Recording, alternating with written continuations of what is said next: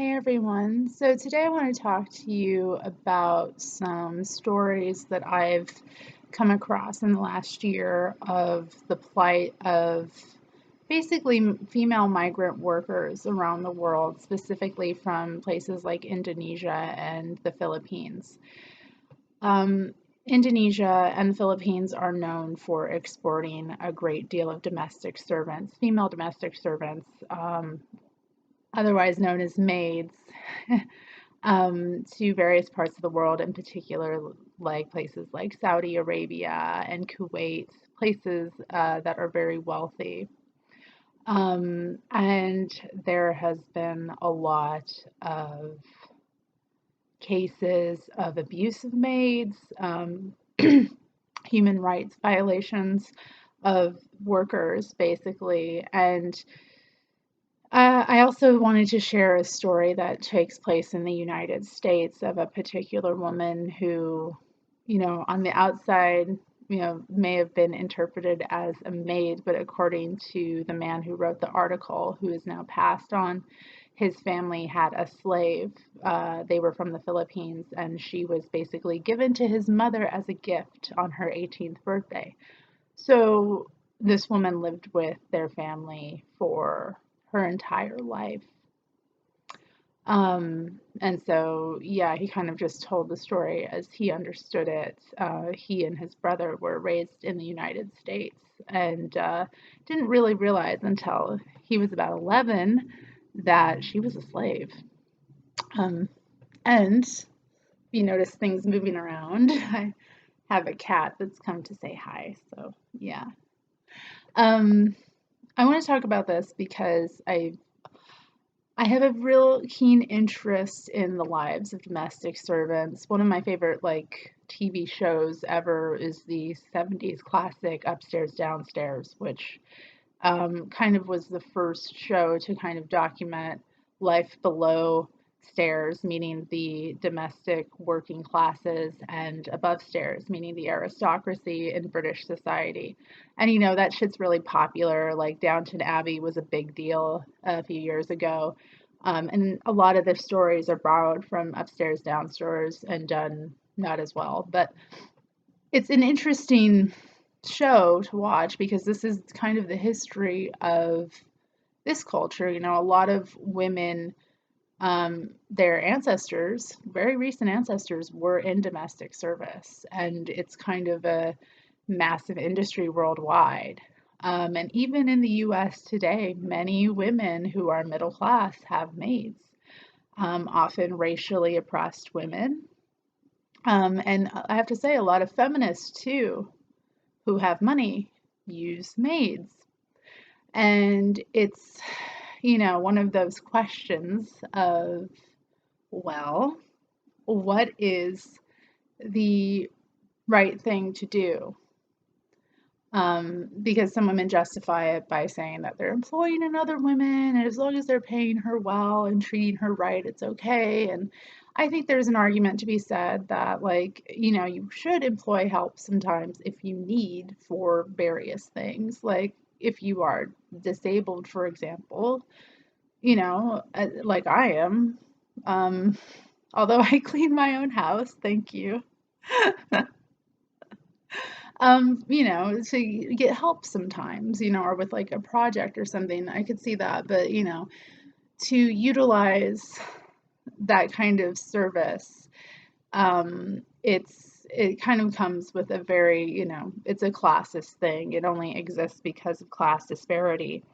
So, yeah, I just have a keen interest in that way. But I also think that particularly when we're dealing with situation of female migrant labor, it's important to talk about because so many women are heavily exploited. They have very few laws to protect themselves, and that has been the case recently. And I'm glad that there's a lot more media attention happening to the fact that women are being abused in migrant service.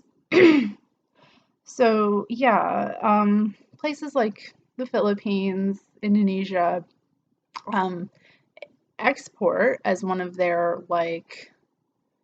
as part of their economy, domestic servants.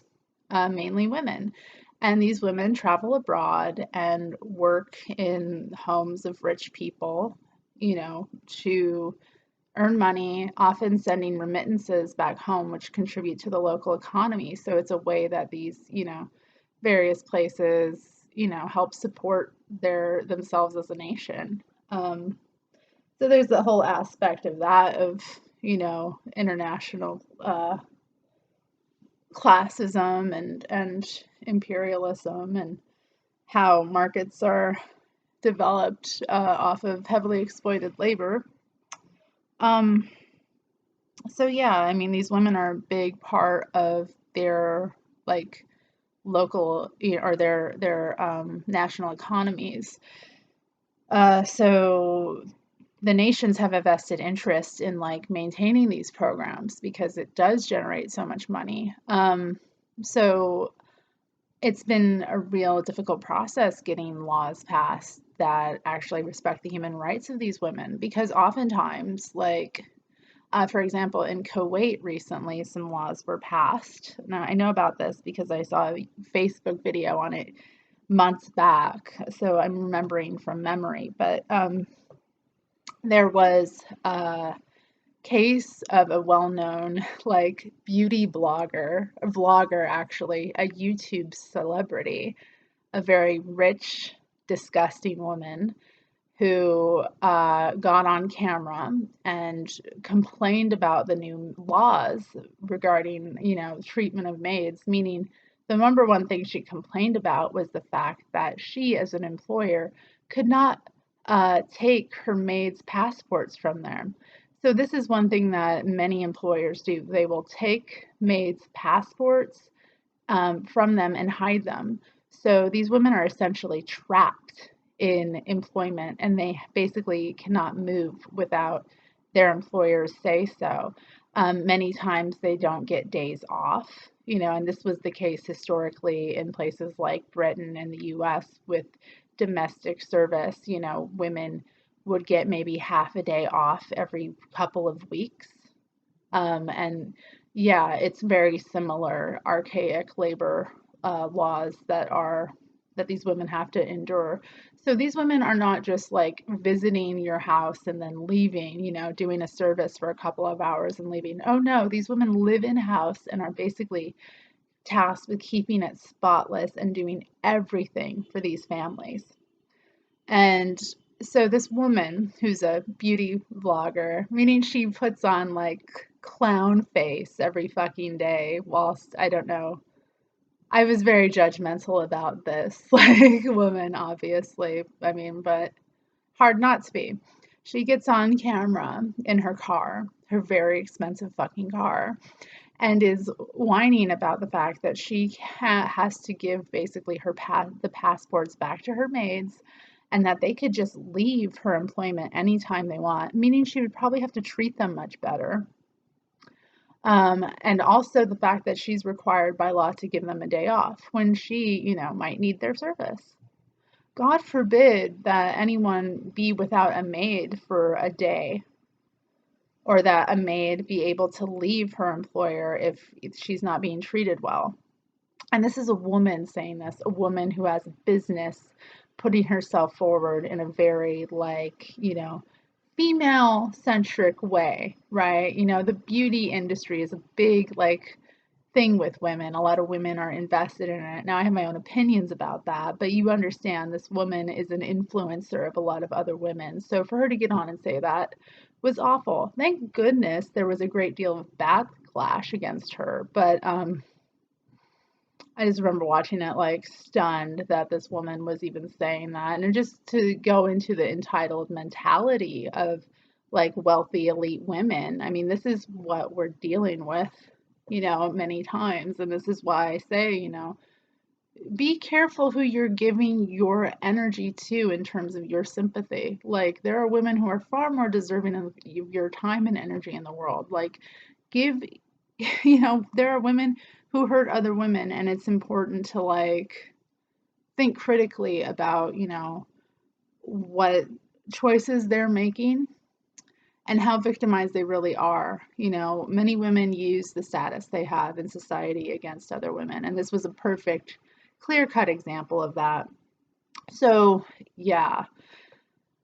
So you can imagine, apart from like all of the class element, there's also like the racial element. These women are, you know, racially a minority in the countries they're working and to the people they're serving. So oftentimes they're, you know, treated very poorly and treated with very racist attitudes a lot of the time. And then you get into the fact that they're women, so they're often vulnerable, being, you know, non-citizens of male employers and just men randomly who, you know, feel that they can, you know, sexually harass or assault these women with no real repercussions, and oftentimes there aren't. There was a really high profile case recently because I believe last month Saudi Arabia executed an Indonesian maid.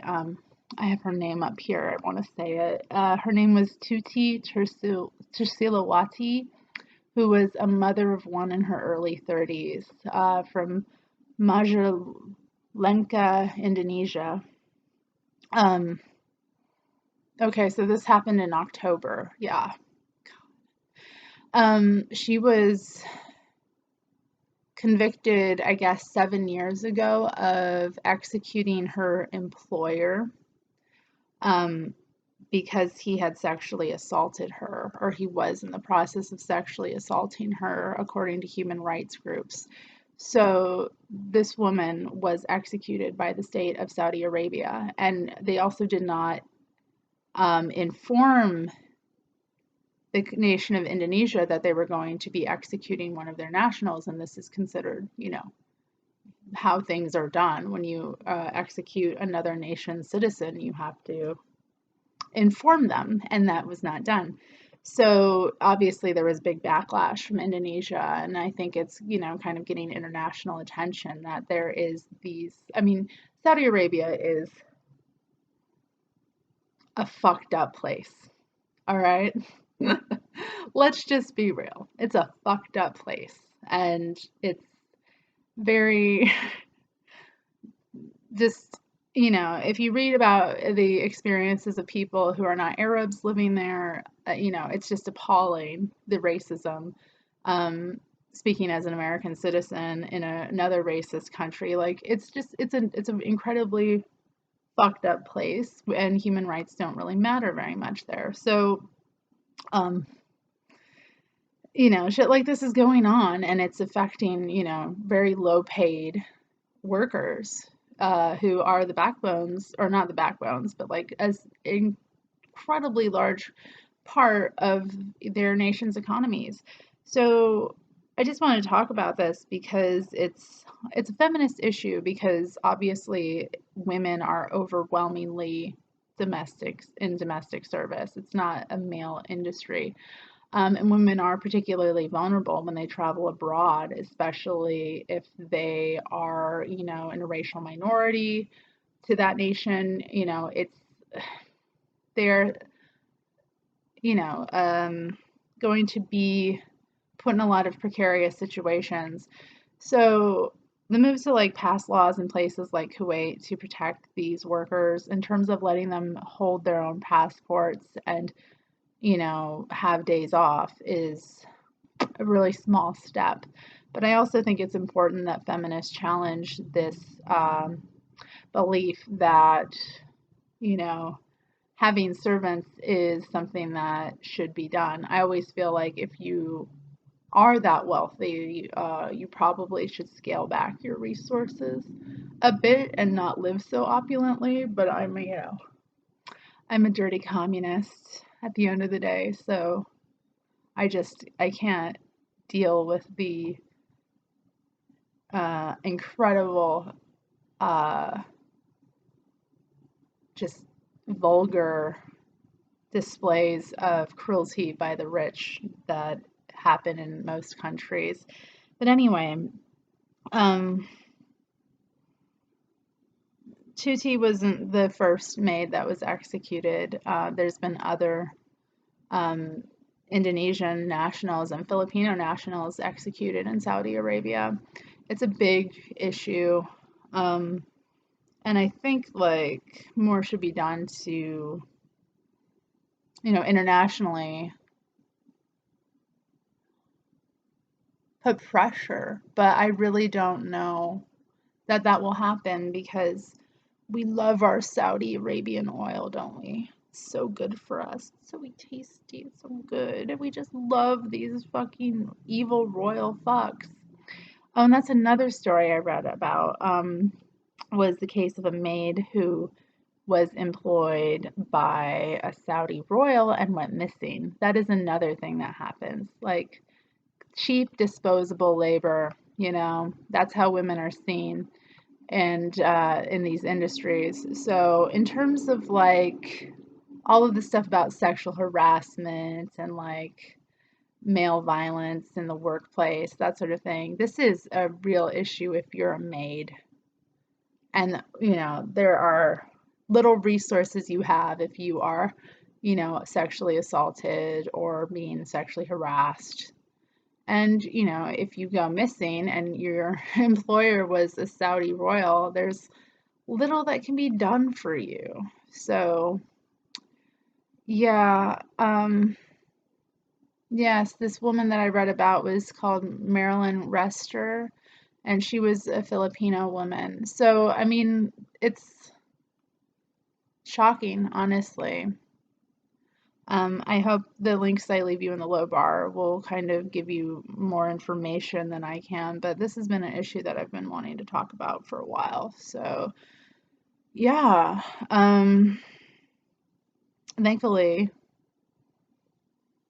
it's not something that I've had to contend with as a feminist in terms of my own life, like dealing with servants being a class oppressed woman in the US. I, have had many, uh, I don't know, many experiences of being free of having to worry about these things, I suppose. And isn't it nice? But really, it's another call to like feminists of class privilege to really kind of think about how their own lifestyles can contribute to these really fucked up scenarios for other women. And I really always think about like with a rich woman, like when or incredibly opulent rich woman, like I don't know, Melania Trump, for example, because I did a video about her years ago about how she's not a victim, right? I got a severe backlash for that. But how does she treat her maids? You know what I mean? Like let's step back. I think you can judge a rich woman by how well off her maids are, okay? So, yeah, foolishness of classism.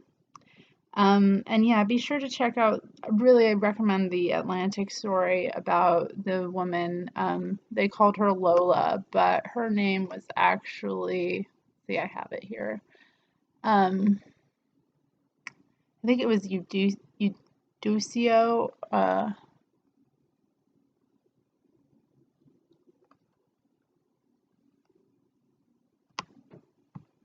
Hmm,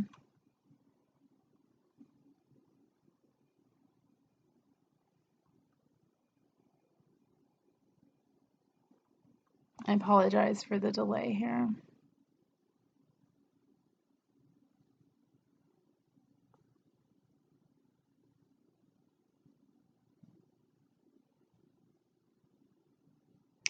Yeah, Eudocia Tomas Pulido, but they called her Lola. She was a modern day slave living in the US. So, it's important to think about like how the culture at large can make it very difficult for women who are being exploited in these ways to get any help because honestly, like racism and nationalism play a really big part in keeping women who are vulnerable in these ways from getting help that they need to get out of these exploitative situations. So, I think it's important for feminists to really develop an internationalist perspective and, not really fall into nationalistic traps. Um, so if you notice me, I won't be American baited by feminists from around the world who do that sort of thing because your nationalism is a male value and it's not a feminist one. So, anyway, this was a subject I wanted to talk about, which is kind of international in scope. So, 20 minutes on. Thanks for watching. Let me know what you think about the subject. I think it's pretty intense and there's so much that you can get into. And if you want more information about these stories I mentioned, low bar. All right, until next time. Bye.